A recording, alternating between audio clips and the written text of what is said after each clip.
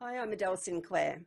In this session, we're going to talk about the relationship between foods and moods and what we can all do to boost our brain health and from that, our mental health. My guest today has over 10 years experience as a clinical nutritionist, a naturopath and a health coach. I first met her in about 2012 through a business networking program, and since then have invited her to be involved in a number of my wellness programs, as well as an advisor to my own personal health journey. So I value her expertise and her opinion. I'm really pleased to be able to share with you Sheridan Genrich from Better Brain Health. Sheridan Genrich, welcome to Wellness at Work. Hi Adele, thanks for having me. It's wonderful to be here today. Oh, my pleasure. So perhaps if we could start off just by talking a bit about your background. I know you've done lots of things before you came to nutrition and brain health. So what's been your journey? Well, I guess initially it started because I was going through a really difficult lifestyle with a lot of shift work. I've been a long-haul flight attendant for more than 15 years. And in the beginning of that, I was a very sensitive person, and I used to suffer from a lot of bloating, really low mood, and I just knew that a lot of stress I couldn't think straight. And then having a really difficult lifestyle and lack of sleep, it forced me to take care of myself. And so it's been I can't believe it's over a decade since I began in nutritional medicine and naturopathy. And it really just evolved from implementing things that were benefiting me. And now I've been able to see how it can, it's really rewarding being able to share that with others, because it just seemed to me like common sense, and yet it's hardly ever known that, well, back then anyway, nutrition and food and everything could make such a big impact on the brain. And because someone's feeling better, it flows on into their relationships and their careers. So it's really, really touching to be able to have that impact on someone's life. Yeah, I agree. And so many of us, I find, in talking to different practitioners, have started from our own personal journey. You know, for me, it was experiencing job burnout twice and just not being able to find the resources that I needed. And so yeah, your story is so similar to mine and to many other practitioners. I'm interested in that you said about you've been in it for 10 years. Why do we now hear so much about nutrition and the brain where we really didn't, 15 years or more ago? Yeah, well, when I started in neuroscience, for me was now about 15 years ago that I started studying that. And back then, the term neuroplasticity was really new, and what they were talking about was, for the first time, because they could see inside the brain through sophisticated technology, that they actually saw structural changes in the brain and realized that it was more than just matter. It had flesh, and they could see the types of cells, membranes and things like that were made out of. So it's become more commonly known that the nutritional status of someone and their diet really affects their mental health. And I just did a little search the other day on PubMed, which is the really well-known biomedical database. I couldn't believe it brought up over 18,000 papers in the last 10 years on brain and nutrients. So those are just two keywords. So there's been an absolute explosion. But it's really targeted specific nutrients that work best. And I guess this is important again because the mind that houses the brain really can help someone live a fulfilling life. But obviously there's still people that don't realise that what they eat or even drink can really affect their concentration and learning ability. And so that's really, there's a lot of information, but sometimes it's not always implemented in the right kind of way as well. Yeah. So. Yeah, and from my perspective as a layperson in that respect, there seems to be so much more research going on. In positive psychology, which I'm very familiar with. It's been a real explosion over the last decade or so, and with brain health and neuroplasticity, as you mentioned, and so much more research going on in this last decade. And Yeah. yet it's still not really kind of part of mainstream yet either. It's not everybody Unfortunately. is really familiar with all of the key concepts yet. Yeah, that's so true. I mean, like, it's unfortunate that the medical system still really doesn't train people in nutrition. So that's a key part of it. And so, yeah, it'll come. I'm sure it'll come. Yeah, and it is already changing. Yeah, absolutely. Yeah, So yeah. we've got the changes with research, and I guess there is more community awareness around brain health, particularly with the ageing population. Why are there so many people being affected by brain problems, dementia, and so forth? Is it something that it's just talked about more, or is there more people being affected? What's your experience? I think it's a combination of both. I mean, our brain is a very sensitive organ, and today's modern lifestyle, there's a bunch of things that really cause some trouble for it. So everything from processed foods to nutrient deficiencies or even excesses affect messages between the brain cells, and so the communication messages get muddled or disconnected. And they're finding that sugar is one of those things. But there's a few other primary things that are driving the brain to not function as well as it used to. And obviously information is available now so that people even hear about it more. Yeah. But with neuroplasticity, they learned that there's the membrane, the fatty membrane of every single brain cell in our brain is actually made of fat. So when we eat the wrong types of fats, which obviously 100 years ago probably weren't even around. So and because food is information for those brain cells, if we think about eating the wrong types of fats, that they make the membranes stiff and rigid. And then the chemical messages like the neurotransmitters, they don't either be released properly, or the membranes themselves, they can't communicate properly. This leads to sluggish thinking, lack of motivation, anxiety, depression, and difficulty learning a new skill. So even lowered pain threshold can be associated from a really poor fatty membrane. And because that communication, it's like having two people trying to talk to each other and then having that wall or that something in the middle of the communication. But on the other hand, the right types of fats around a healthy brain cell leave it to be flexible, and a bit like plastic. If you left it out, it's going to become soft and bend. And so we want the brain cells to be supple and elastic so that the nutrients and oxygen can go into and out of the cell, and the toxins can get out as well. So it's very much like our body, really, the flesh and the arteries and, the way our blood system works. It's very much the same as our brain. It's not different. Yeah, which makes perfect sense, really. It's just that historically we've seen, them as quite separate things, body and brain. But it makes perfect sense that if we're thinking about ourselves as a holistic entity, then, body and brain are going to be interlinked, and it's, there's the functionality kind of is at least similar. So, yeah, that makes sense. So you mentioned before about the fatty membrane making a difference in terms of moods and also cognitive functions, being able to think clearly and so forth. So the role of mental health and brain health, how are they sort of interlinked? How do they interplay with each other? Oh, well, they're one and the same. Brain function encompasses more than just learning ability and, even waiting till your memory starts to fade. So it affects your mood as well. So that, to me, brain function and mental health are one and the same. They're not disconnected at all. Yeah. And I mean, even now they're calling sugar being affected in the brain, that they're knowing that with Alzheimer's, changing and lowering the blood sugar can affect the brain and benefit Alzheimer's. So they're calling that diabetes type 3, because the sugar and everything. And so memory is definitely affected by brain food.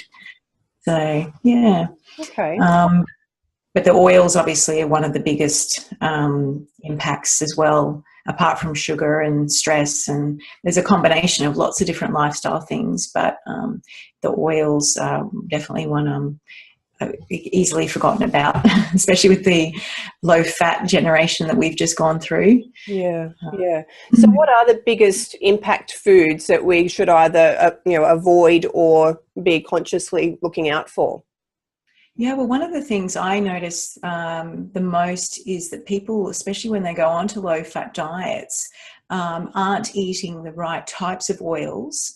So they're lowering fat in lots of different ways, but they're still having hydrogenated oils. They're heating oils that really don't have a high temperature range, and so the chemical structure of that oil or fat actually changes and the body can't recognize it. So again, it leads to that stiff membrane in the brain cell. But at the same time, we need plenty of good fats that can't be left out of the diet to create happy hormones and reduce inflammation. So inflammation is very important to reduce. Sugar obviously affecting inflammation, and that being another way that it contributes to the bad brain health. So this brain is obviously 60% fat, so we really do need oils and fats. But again, it's getting the right types of ones that won't make it harmful. So higher inflammation in the brain, obviously cognitive decline, depression, all those sorts of things. And a lot of people are aware of the different types of fats that our body can't make. So that's the essential fats like omega-6 and omega-3. But our typical Western diet has a huge, the ratio should actually be balanced. And naturally in our Western diet, we are given a lot more omega-6 fats and a lot less omega-3s. And the types of omega-6s that are also there, they're not even in our good forms of omega-6s. They're actually the hydrogenated vegetable oils that, like canola oil and sunflower seed oil, they shouldn't be heated.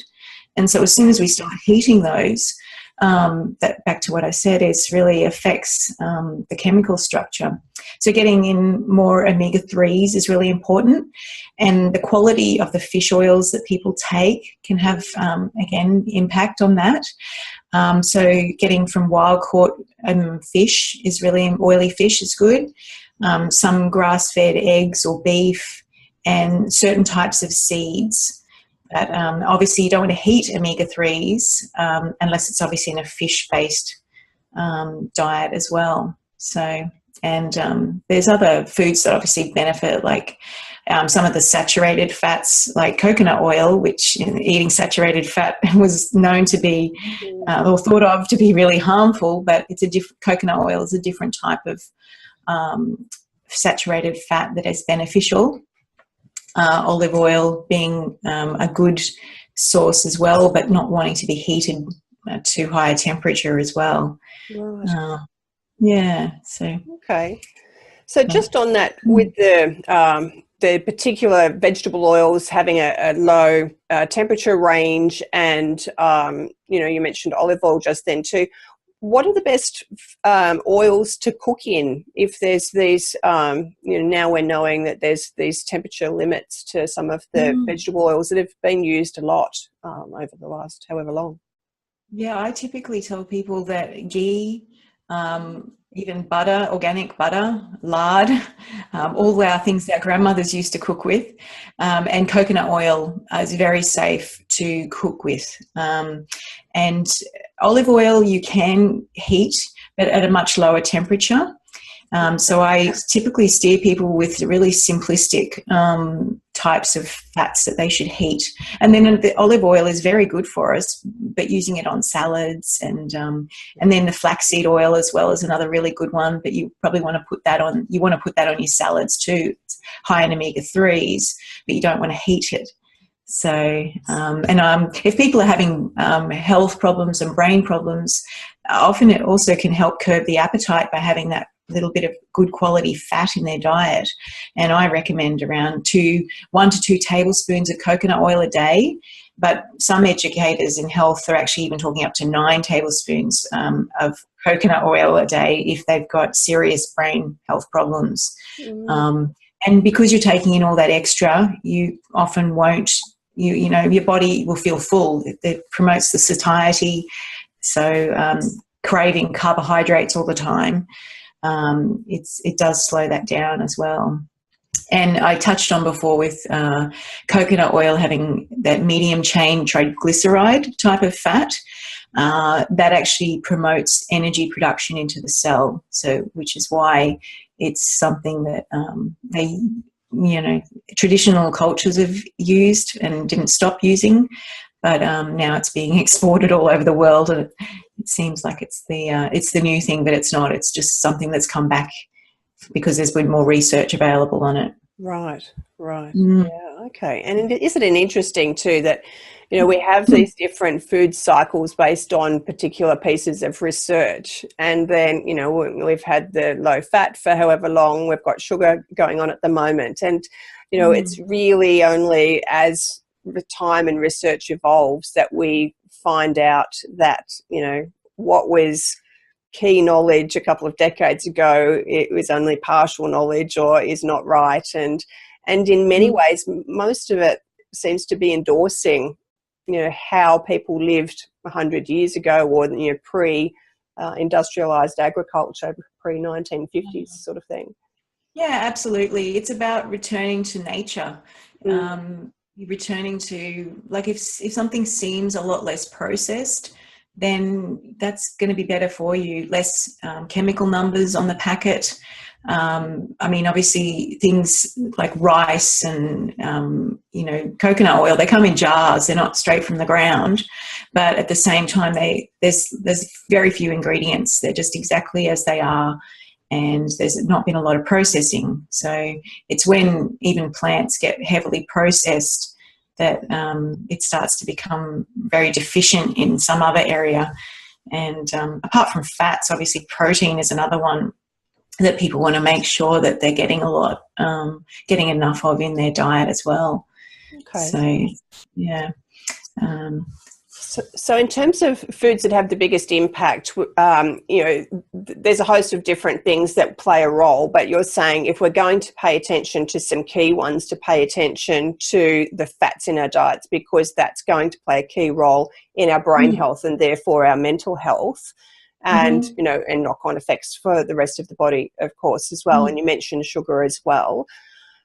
In terms of choices that people can make with regard to, you know, their food and what they give sort of particular attention to, so you've mentioned fat and sugar, and you just touched on protein. Are there particular foods that we should pay attention to, or should we just kind of use those guiding principles when we're making our choices along the way? How should we approach it?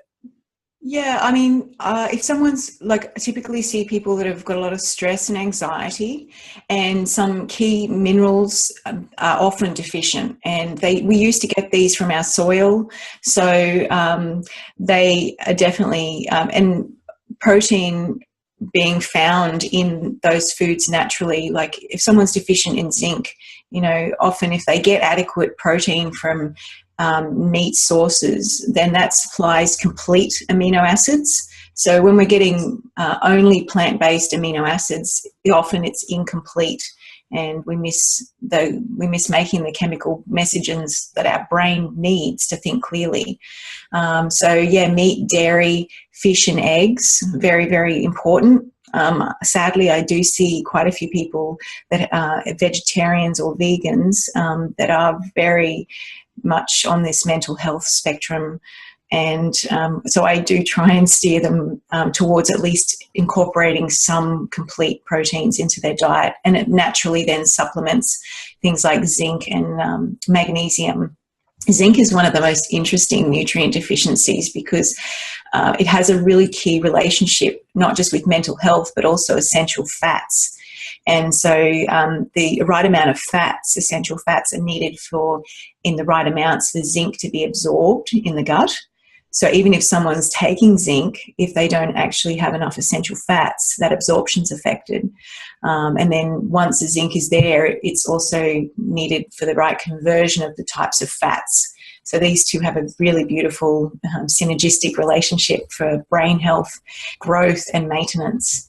And so zinc helps build up the strength of the cell membranes and destroy free radicals. So it's and plus get rid of lead, which is really important to getting good brain function.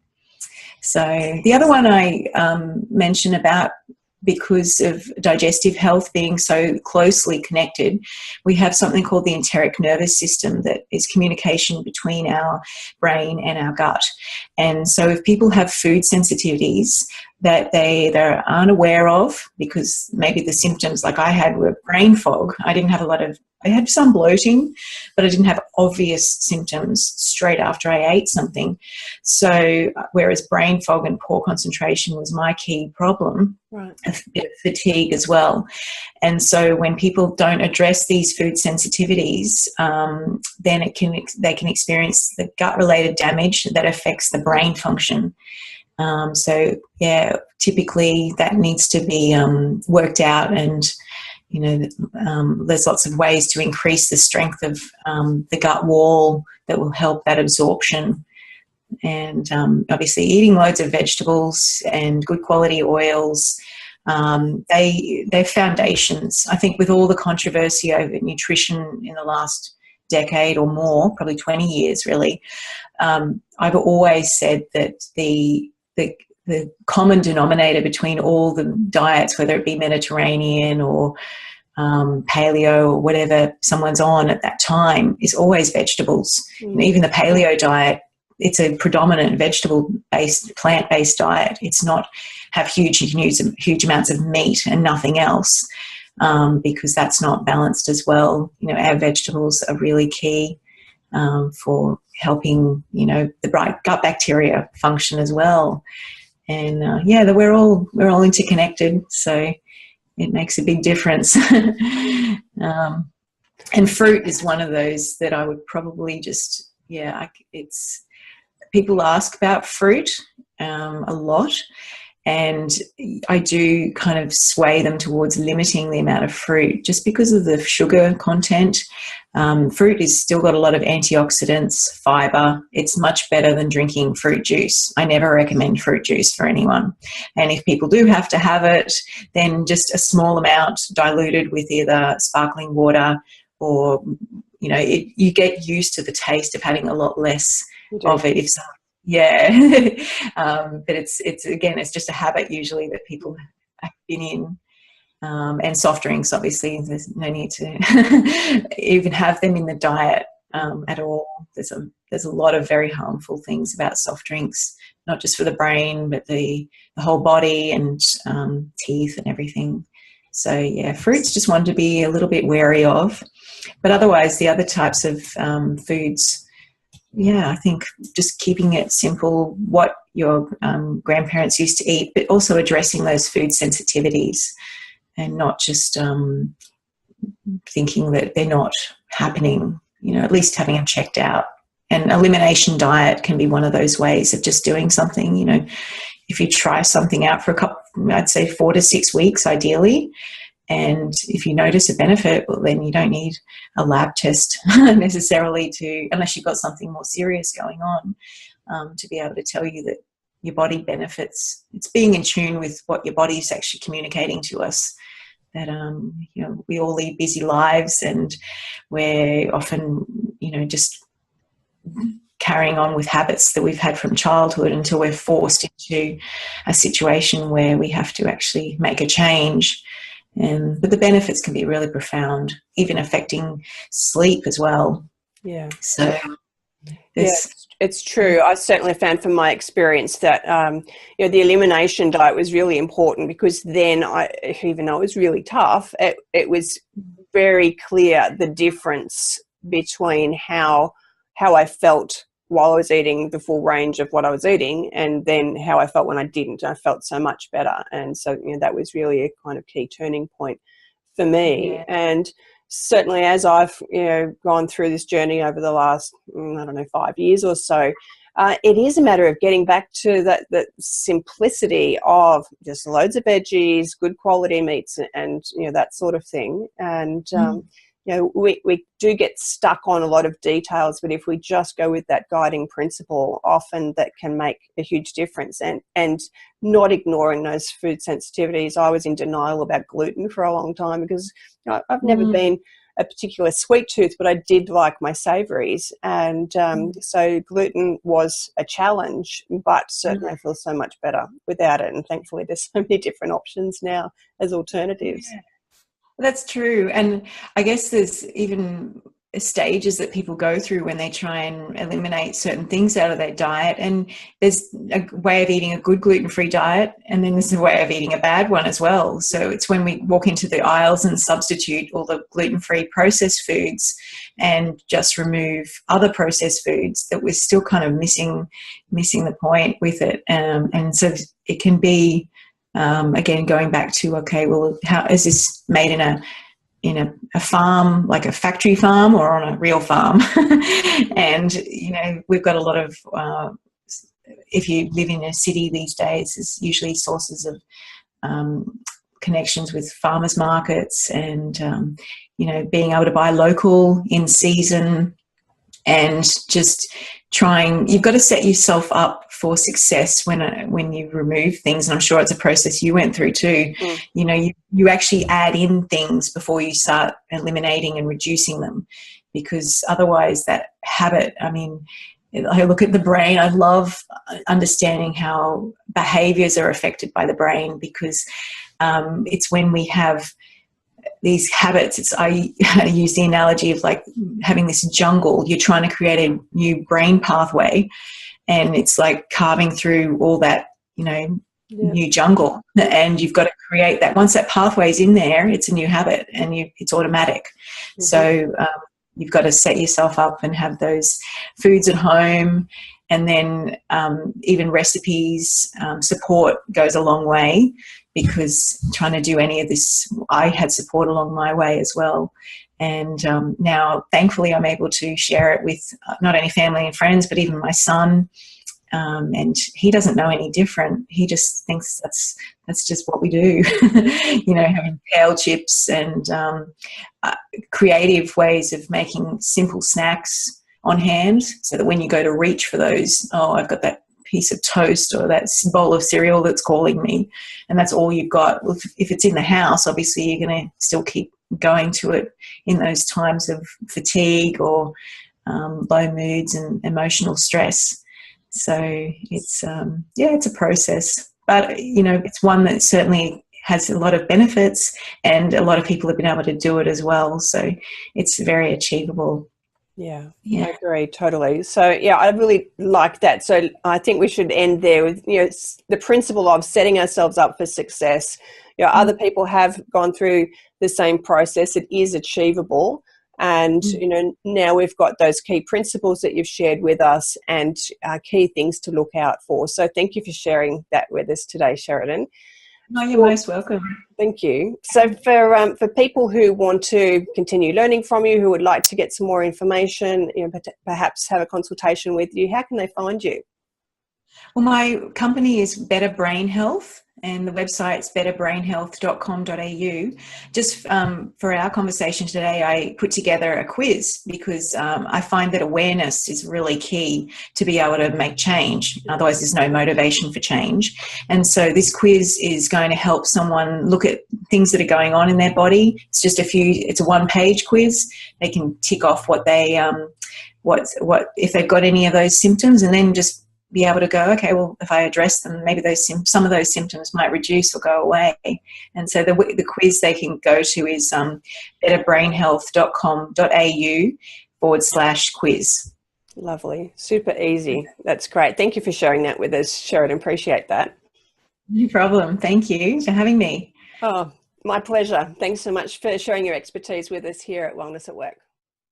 Great. Well, thank you.